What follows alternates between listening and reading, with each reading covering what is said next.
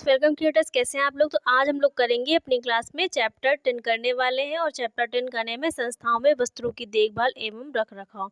तो इस वाले चैप्टर को आज हम लोग स्टार्ट करेंगे और इसके पहले के जो 9 चैप्टर हैं आपके सिलेबस के, वो पूरी तरीके से कंप्लीट हो चुके हैं। उसके एमसीक्यू क्वेश्चन भी हम लोगों ने कर लिए। हर चैप्टर की थ्योरी और एमसीक्यू हम लोग कर चुके हैं। तो अगर आप लोगों ने वो क्लासेस नहीं देखी है तो प्लेलिस्ट में जाइए, विजिट करिए, आप लोगों को क्लास मिल जाएगी। और आप लोगों का जो सिलेबस है, ये होम साइंस क्लास 12 का जो सिलेबस, इसमें जो टोटल चैप्टर हैं वो 14 हैं, जिसमें से आज हम लोग चैप्टर 10 कर रहे हैं।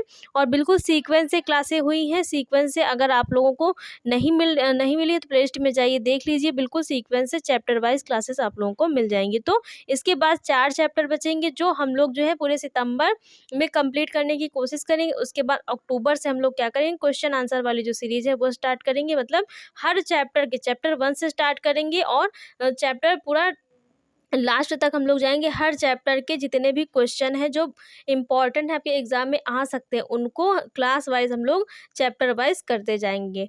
तो अगर आप लोगों ने वो क्लासेस नहीं देखी हैं तो देख लीजिए। उसके बाद जब आप लोगों की क्वेश्चन वाली क्लास होगी, उससे भी आप लोगों को ये जो है अंदाज़ा हो जाएगा कि किस प्रकार के क्वेश्चन आएंगे और किस प्रकार से आपको आंसर जो है वहाँ पर कॉपी में लिखना है। तो आइए स्टार्ट करते हैं। संस्थाओं में वस्त्रों की देखभाल एवं रखरखाव चैप्टर का नाम है। और इसमें पहले हम लोग प्रस्तावना देख लेते हैं कि प्रस्तावना क्या कहती है इस चैप्टर की। प्रस्तावना: विभिन्न संस्थाओं के कार्य क्षेत्र के अनुरूप विभिन्न प्रकार के कपड़ों का प्रयोग किया जाता है।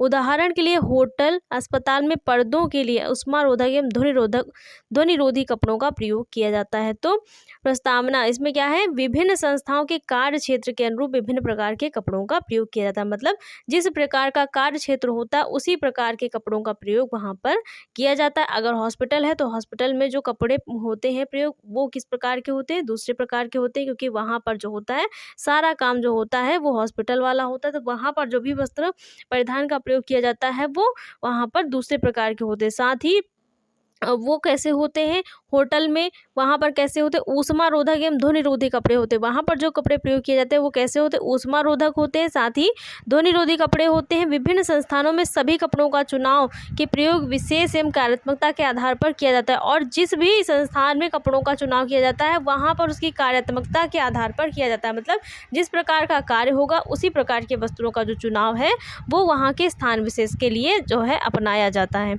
इन कपड़ों की विशिष्ट विशेषताओं को बनाए रखने के लिए उनकी उचित देखभाल एवं रखरखाव करना बहुत महत्वपूर्ण है। अगर उस जो संस्थान है जहाँ के लिए वस्त्रों का चुनाव किया गया, अगर उसकी वहाँ पर जो वस्त्र चुनाव में लिए गए, अगर उनकी जो है देखभाल या रखरखाव बहुत अच्छे से नहीं किया जाएगा तो उनकी जो विशिष्टता है, साथ ही उनकी जो विशेषता है, उनकी जो महत्वपूर्णता है, उसको बनाया नहीं रखा जा सकता। तो उन कपड़ों की देखभाल, रखरखाव और उनकी विशेषता को बनाए रखने के लिए उनकी देखभाल और रखरखाव करना बहुत ही आवश्यक होता है, जिससे उनकी जो कार्यात्मकता है, कार्य क्षमता है वस्त्रों की, और जो उनकी ड्यूरेबिलिटी है वो क्या होती है, बढ़ जाती है।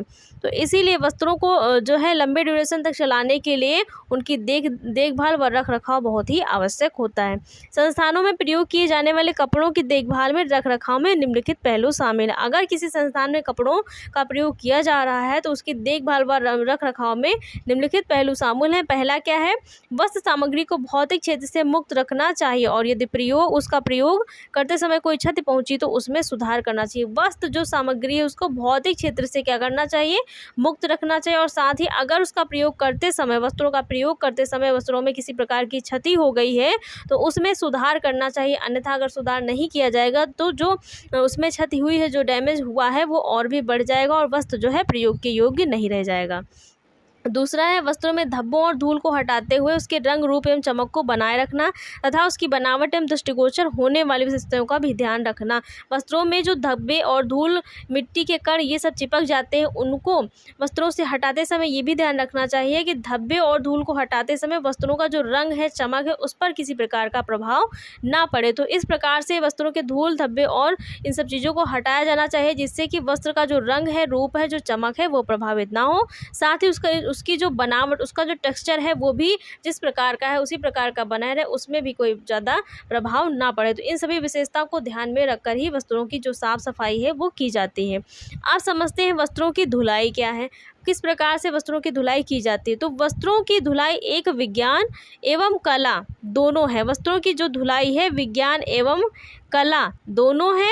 यह विज्ञान है क्योंकि यह सब वैज्ञानिक सिद्धांतों और तकनीकी अनुप्रयोगों पर आधारित। वस्त्रों की जो धुलाई है वो विज्ञान और कला दोनों है, क्योंकि वस्त्रों को धुलने के लिए जिन सिद्धांतों का प्रयोग किया जाता है वो सिद्धांत क्या है, वैज्ञानिक सिद्धांत। और जिस प्रकार से वस्त्रों को धुला जाता है, तो वस्त्रों को धुलना एक प्रकार की कला है, और उनको किस विधि से धुला जाएगा, कौन से वस्त्र में किस चीज़ का यूज़ करके उसकी चमक व उसकी जो रंग रूप है, उसकी जो बनावट है, उसको बनाए रखा जा सकता है, ये सब क्या है, ये विज्ञान है। तो वस्त्रों की धुलाई विज्ञान और कला दोनों है, क्योंकि वस्त्रों की धुलाई में विज्ञान के सिद्धांतों का प्रयोग करके ही कला के रूप में उनको धोया जाता है। धोने की कला भी सबके पास नहीं होती, तो वस्त्रों को धोने के लिए भी एक कला की आवश्यकता होती है, जो वस्त्रों को उसी प्रकार का बनाए रख सकती है जिस प्रकार का वस्त्र जो है खरीद कर लाया गया है, क्योंकि यह सब वैज्ञानिक सिद्धांतों और तकनीक के प्रयोगों पर आधारित है। यह एक कला भी है, क्योंकि सौंदर्य पर रुचि कर परिणाम प्राप्त करने के लिए इसके अनुप्रयोग में कुछ कौशलों से संबंधित निपुणता की आवश्यकता। और सभी लोगों के अंदर वस्त्रों की धुलाई की कला नहीं होती। जिन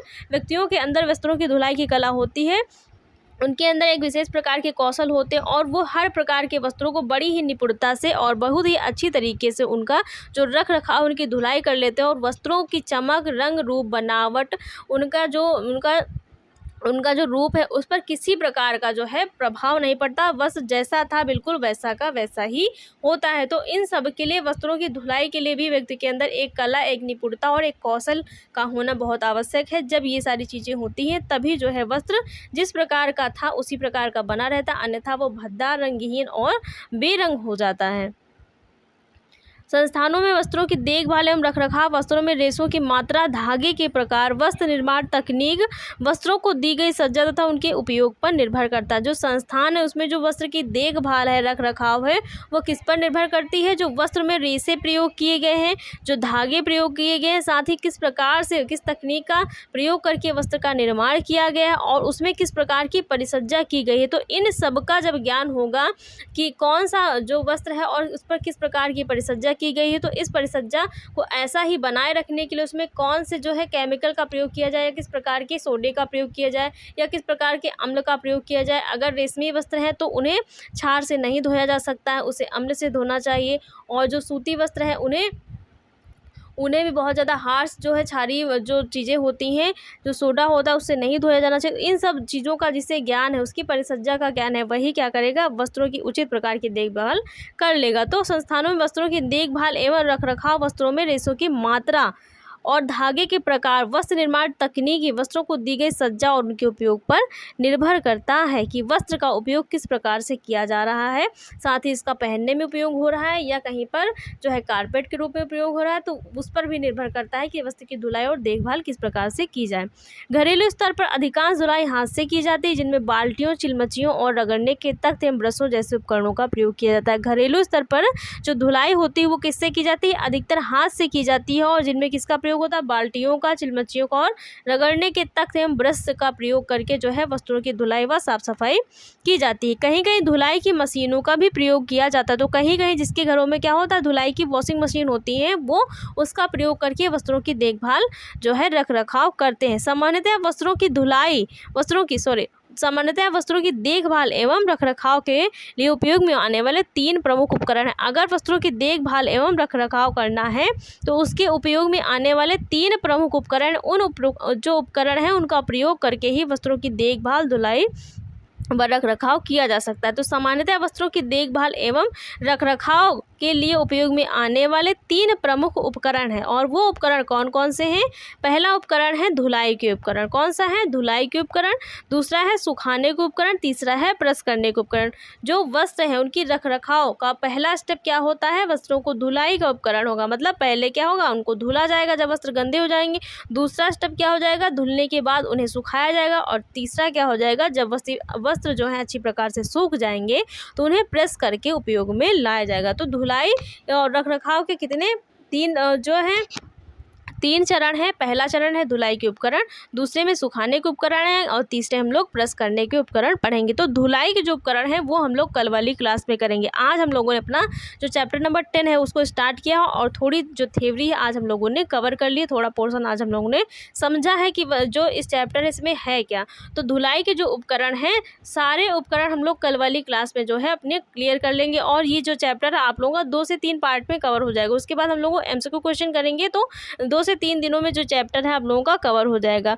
तो धुलाई के उपकरण हम लोग कल वाली क्लास में करेंगे। और इसके पहले की गाइस अगर आप लोगों ने क्लासेस नहीं देखी हैं तो देख लीजिए, आप लोगों के लिए बहुत हेल्प होने वाली, क्योंकि आप लोगों का जो एग्ज़ाम है उसमें जो क्वेश्चन बनते हैं आप लोगों के इन्हीं चैप्टर से ही बनते हैं। तो चैप्टर जब बहुत अच्छे से क्लियर होगा, और पिछली बार जो क्वेश्चन है यहाँ से आया था कि स्वचालित या अर्ध स्वचालित जो मशीनें हैं या यंत्र हैं वो किस प्रकार के होते हैं। तो चैप्टर जो है इंपॉर्टेंट है, क्वेश्चन बन सकते हैं, फ्रेम हो जाते हैं आपके एग्ज़ाम में। तो गाइस आप लोगों को क्लास कैसी लगी? अगर क्लास अच्छी लगी हो तो वीडियो को लाइक शेयर और चैनल को सब्सक्राइब करिएगा। Thanks for watching guys.